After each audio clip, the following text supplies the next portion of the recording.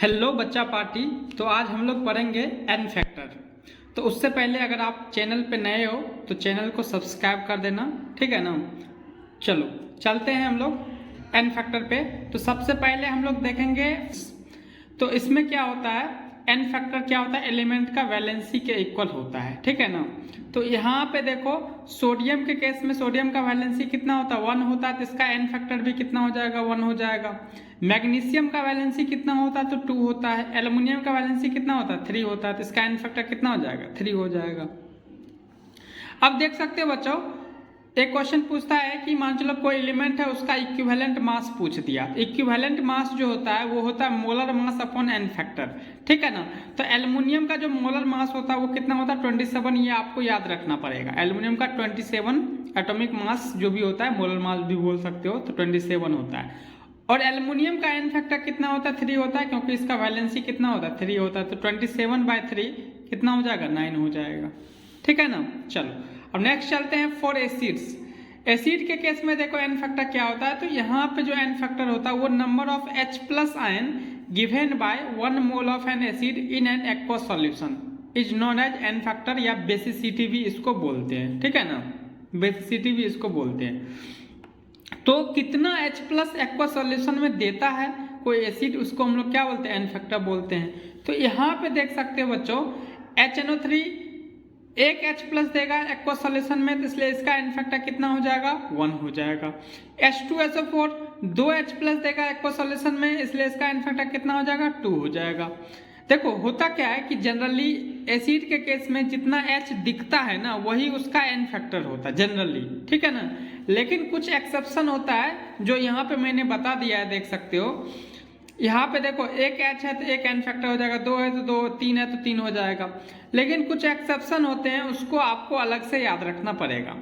जैसे H3PO4 में तो 3 होगा ही, क्योंकि 3 वैसे भी होता है। देखो H3PO3 में देखो एक्चुअली में ये सब का हम लोग स्ट्रक्चर बनाते हैं। यहाँ पे जितना 1 2 3 4 5 एग्जाम्पल है, सबका स्ट्रक्चर बना के हम लोग देखते हैं। तो H3PO4 का जब स्ट्रक्चर बच्चों बनाओगे तो यहाँ पे हो जाएगा P double bond OH OH OH। तो यहाँ पे देख सकते हो 3 H ऑक्सीजन के साथ लिंक है। तो जितना H ऑक्सीजन के साथ जुड़ा हुआ रहेगा ना वही उसका क्या होता है, एन फैक्टर होता है। तो यहाँ पे 3 H ऑक्सीजन के साथ जुड़ा हुआ है तो एन फैक्टर कितना हो जाएगा, 3 हो जाएगा। H3PO3 का स्ट्रक्चर यहाँ पे देखो मैंने बनाया है। तो H3PO3 में क्या था, P डबल बॉन्ड तो रहेगा ही, 2 OH रहता है और एक H P के साथ डायरेक्टली जुड़ा हुआ है। तो यहाँ पे देख सकते हो कितना हाइड्रोजन ऑक्सीजन के साथ जुड़ा हुआ है, तो 2 ही हाइड्रोजन ऑक्सीजन के साथ जुड़ा हुआ है। तो यहाँ पे एन फैक्टर कितना हो जाएगा, 2 हो जाएगा। जो हाइड्रोजन फास्फोरस के साथ जुड़ा हुआ है ना वो H+ के रूप में एक्वा सॉल्यूशन में नहीं आएगा, क्योंकि इसका भी रीजन होता है कि इसका और इसका इलेक्ट्रोनिगेटिविटी सेम होता है। तो सेम इलेक्ट्रोनिगेटिविटी होगा तो यहाँ से H+ नहीं निकलेगा। लेकिन यहाँ पे क्या होता है, ऑक्सीजन का 3.5 होता है, मतलब ऑक्सीजन ज़्यादा इलेक्ट्रोनिगेटिव है, हाइड्रोजन कम है, तो ये H+ को बाहर निकाल देता है। लेकिन फास्फोरस H+ को बाहर नहीं निकाले, क्योंकि यहाँ पे दोनों का इलेक्ट्रोनिगेटिविटी सेम है। अब चलते हैं H3PO2 पे। इसका स्ट्रक्चर यहाँ पे मैंने बनाया है, देख सकते हो P double bond OH H H। तो यहाँ पे एक हाइड्रोजन ऑक्सीजन के साथ जुड़ा हुआ है, इसलिए एन फैक्टर यहाँ पे कितना हो जाएगा, 1 हो जाएगा। तो यहाँ पे देख सकते हो यहाँ पे 3 हाइड्रोजन तो 3 है, लेकिन यहाँ पे 3 हाइड्रोजन था लेकिन एन फैक्टर कितना है, 2 ही है। यहाँ पे 3 हाइड्रोजन लेकिन एन फैक्टर कितना, 1 है। तो ये सब एग्जाम्पल को हम लोग स्ट्रक्चर से बना के देखते हैं। अब देख सकते हो बच्चों CH3COOH के केस में, तो इसका जब स्ट्रक्चर बनाओगे तो यहाँ पे हो जाएगा CH3C डबल बॉन्ड OH। इसमें देख सकते हो एक हाइड्रोजन ऑक्सीजन के साथ जुड़ा हुआ है, इसलिए एन फैक्टर कितना हो जाएगा, 1 हो जाएगा। कार्बन वाला जो हाइड्रोजन होता है वो हम लोग काउंट नहीं करते हैं, ठीक है ना, क्योंकि दोनों का इलेक्ट्रोनिगेटिविटी सेम है। अब देख सकते हो बच्चों H3BO3 के केस में इसका एन फैक्टर कितना, 1 है। तो इसका हम लोग देखो, इसका हम लोग रिएक्शन से देखते हैं, इसको हम लोग स्ट्रक्चर से नहीं देखते हैं, इसको रिएक्शन से देखते हैं।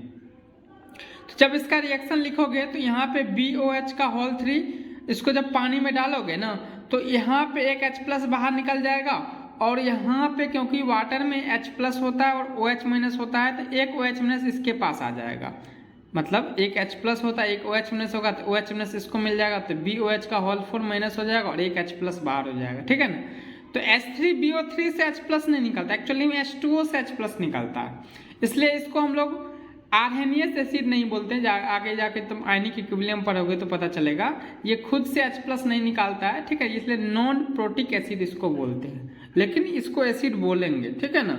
और इसका एन फैक्टर कितना होगा, 1 होगा, ठीक है ना। चलो अब देखो क्वेश्चन आता है नॉर्मेलिटी वगैरह का क्वेश्चन। जैसे नॉर्मेलिटी का फॉर्मूला क्या होता है, मोलारिटी इंटू एन फैक्टर। जैसे ये क्वेश्चन में देख सकते हो, calculate normality of 0.3 molar H3PO3। तो नॉर्मेलिटी का फॉर्मूला क्या होता है, मोलारिटी इंटू एन फैक्टर होता है। आप नॉर्मेलिटी का वीडियो देख लेना, ठीक है ना, आ जाएगा कुछ दिनों में, ये वीडियो भी आ जाएगा। तो मोलारिटी 0.3 दिया हुआ, इसका एन फैक्टर कितना होता है H3PO3 के केस में, H3PO3 के केस में एन फैक्टर कितना है, 2 है। तो 0.3 इंटू 2 मल्टीप्लाई करोगे तो कितना आ जाएगा, 0.6 हो जाएगा। अब एक क्वेश्चन है equivalent mass of H2SO4। H2SO4 का इक्विवेलेंट मास क्या होता है, तो देख सकते हो molar mass upon n factor. तो यहाँ पे देख सकते हो फॉर्मूला है molar mass upon n factor. तो यहाँ पे क्या हो जाएगा, मोलर मास H2SO4 का 98 होता है और H2SO4 का एन फैक्टर कितना होता है, तो 2 होता है। तो यहाँ पे 49 हो जाएगा, ठीक है ना। तो आसान है। चलो नेक्स्ट चलते हैं हम लोग बेसिस के केस में, 4 बेसिस, ठीक है ना। यहाँ पे चलो है बेसिस के केस में क्या होता है, number of OH minus ion given by 1 mole of base in an aqueous solution is known as n factor, ठीक है। कितना OH माइनस आयन देता है उसको हम लोग क्या बोलते हैं, एन फैक्टर बोलते हैं। तो यहाँ पे देख सकते हो NaOH के केस में कितना है, 1 है। फिर उसके बाद KOH के केस में कितना है, 1 है, ठीक है ना। कैल्शियम हाइड्रोक्साइड केस में कितना OH है, तो यहाँ पे 2 है। एल्युमिनियम हाइड्रोक्साइड केस में कितना है, 3 है। तो एन फैक्टर कितना आ जाएगा, 3 हो जाएगा। अब यहाँ पे देख सकते हो बच्चों equivalent mass of calcium hydroxide. तो इसका मोलर मास कितना हो जाएगा, जरा बताना। तो इसका मोलर मास कितना हो जाएगा,